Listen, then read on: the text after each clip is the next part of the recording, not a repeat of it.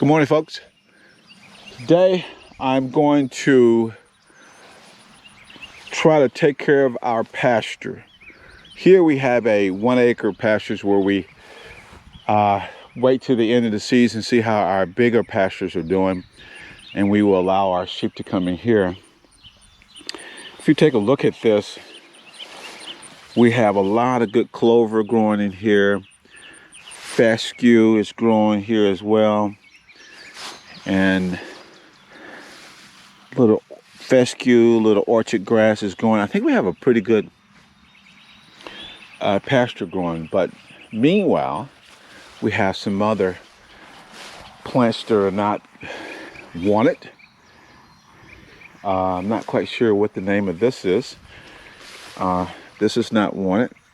What I'm getting ready to do is to mix up some spray, 2,4-D, and some crossbow, and I'm going to spray this. And we have another 6 acres that we have, and I'm going to spray this as well, spray that as well. But I'm going to spray here. It's just 1 acre. It won't take me long to spray this, but the other one's 6 acres, and I'm going to mix some herbicide up and spray this, and hopefully I can remember to bring it back and to see the effects of tending to your pastures as well. I guess I can introduce to you a pasture that we recently sprayed and let you take a look at it and let you know, so you can see for yourself how good it looks. I also want to let you know too, earlier this spring we limed this field about 4 tons per acre. So we put about 8,000 pounds of agricultural lime on this 1 acre plot right here. So stay tuned.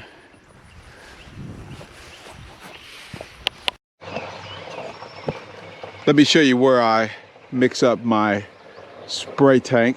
I have a real simple spray tank here. It's a 40-gallon tank that I got from one of the local stores, and then a little small trailer. They say holds up to about 1,500 pounds. And I use my ATV. It's a 500cc ATV for, actually it was a pretty good steal. I got this thing for about $1,800, but it's worked fine the last couple of years. I had to take it to the shop for a couple of small minor things, but I was not aware of how useful and universal these ATVs would be. I had a small 8-inch tractor that I had used for years, and this ATV somewhat replaced it. But here we go. Here I'm going to fill up this tank here for about 10 gallons, 10 15 gallons. I usually do about 10 15 gallons because some of my I think we have let's see here, 10 gallons here, and you get up 15, then I think we 20 here, and 15 here, and 10 here. Yeah, 10 right there. 1 0 10 15 20 10. You see that 1 0, and then there 15 here in the middle. You used to get up anywhere from 10 to 20 gallons, but I don't have as much as control with this as one would think. And if my farm was pretty flat, I'd fill this baby up and go like a bat out of hell. Unfortunately, that's not the case. Every piece of land that every inch, every nook and cranny of this farm has some sort of drop off or hill or curve or whatever, and so I try not to overfill this tank for those reasons. I've lost it. It's tilted over once on me. I didn't have that much in it. I had about 15 gallons in it. You know, water and stuff is about 8.3 pounds per gallon. So these things weight will add up pretty quick. So, but here's my tank. Let me show you the herbicides that I use. Here I use 2,4-D. 2,4-D is going to be used for the broadleaf, the briars and that sort of stuff. In the 1 acre that I show you, I am not going to use crossbow. Crossbow is for the sumac sort of stuff, the more woody sort of plants. But today I'm going to use 2,4-D, and 2,4-D is going to just get rid of our broadleaf sort of plants. And see if we can stay on top of this. One of the things I wanted to, my goal this year, last year I thought I was going to achieve the goal that I'm still reaching or seeking, and that is around October, November, that we still have green, lush pastures available, and that everything is not brown and dried up and looking really horrible. I think around November, December, cordon on, what my pastures will really dictate how things go. But I start to feed grain and corn at the conclusion of the growing season, and because I want my pastures to stay good, green, and lush into the spring. So I don't want the sheep to get on the pasture and eat it down, and then going into the season, going into the spring, it has to work hard to get caught back up. I want it to have a good root ball intact going into the fall, so it doesn't have to work extra hard to start that process up all over again. So my goal, overall goal, is to have pastures that are still foot and a half, lush and green on up until October, November, and I would love to be, my hope and goal is that it would look like that in December as well. So let me ask you this. Have you thought about going past people's lawns in the winter and they're still green? So my 2 cents is, why can't you have green pastures throughout the year as well? I don't know if that makes sense at all, but let me get this over here and show you how I mix it, okay?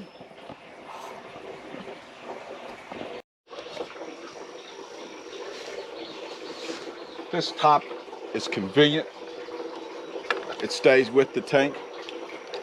So what I'll do is, I'll find, you have milliliters and you have ounces, 32 here, and I'll find about 10 ounces right about here. I'll fill it up for 10 ounces. I'll wait till that thing gets about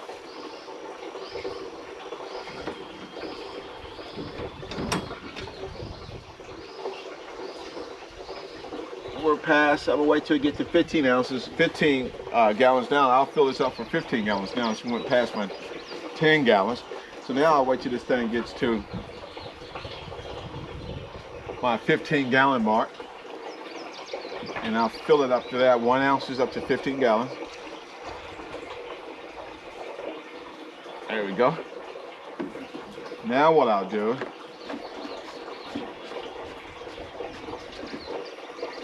I'll pour it into here.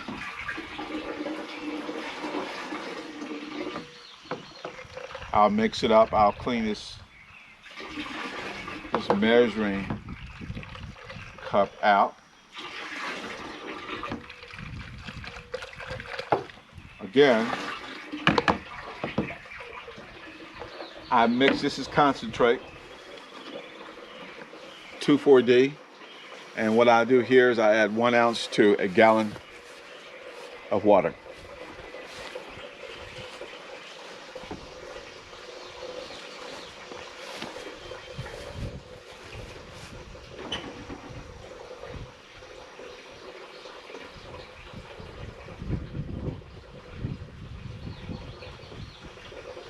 Right now the tank is about 15 gallons. I'm going to turn it off and then fire this baby up.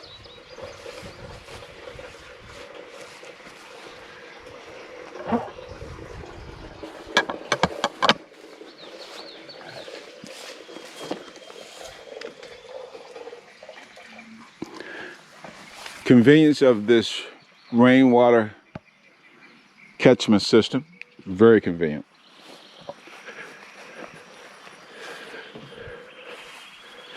Take this off, put this back, keep it up off the ground.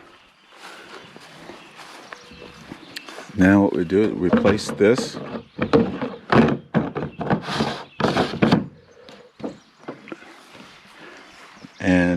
I do here is, this is how it's operated.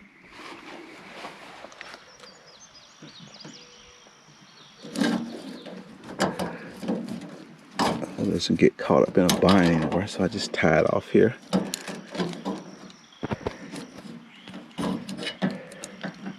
Here we go. And here's the end that we really want to look for here. This will plug into our tank.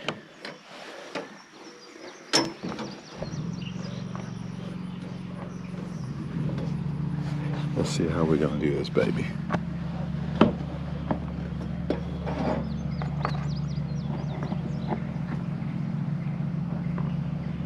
There we go.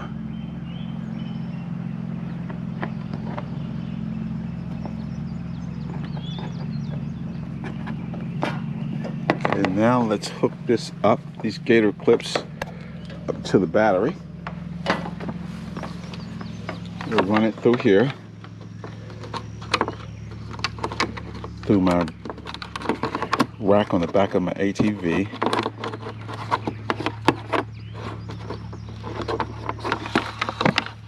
Okay. Then there's a convenient hole here on my ATV here. Then I like to take it underneath there and then come around here. You can hopefully see my battery. We'll hook this up to the positive lead. Yeah, let's see if we get a better look there. There we go. Positive lead there. And then to our negative. Okay. And then what I like to do is mix it up, let it run a little bit. Here's our on and off switch. It's off. On. It's pressurizing. It's not going to pressurize because right now I have this bypass valve on, which allows the water to be pulled up from the pump here from the bottom of the tank. Comes around here and then it goes into this bypass valve here, which allows it to mix the content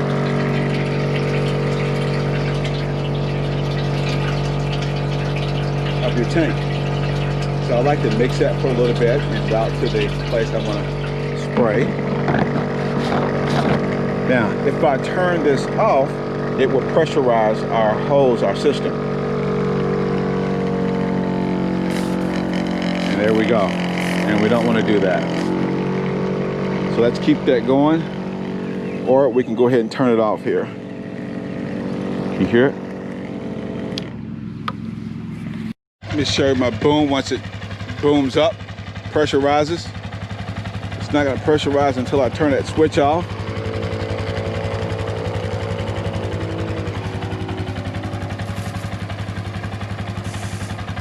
There you go. It'll probably cover about 9 to 10 feet. I love to have a little higher than that, but I think that's get us about 9 to 10 feet and a little over.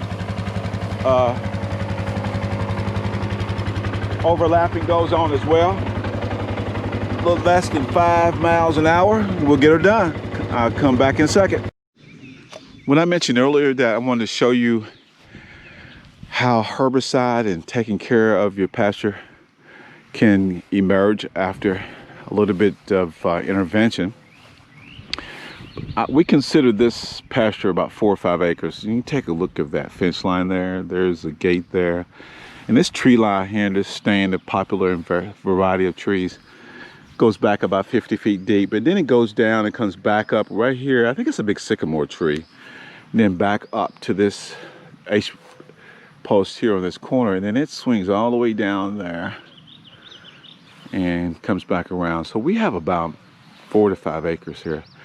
But I showed you the 1 acre where you can see a lot of broadleaf plants that are in that pasture. And it's a small pasture, but it's worth preserving.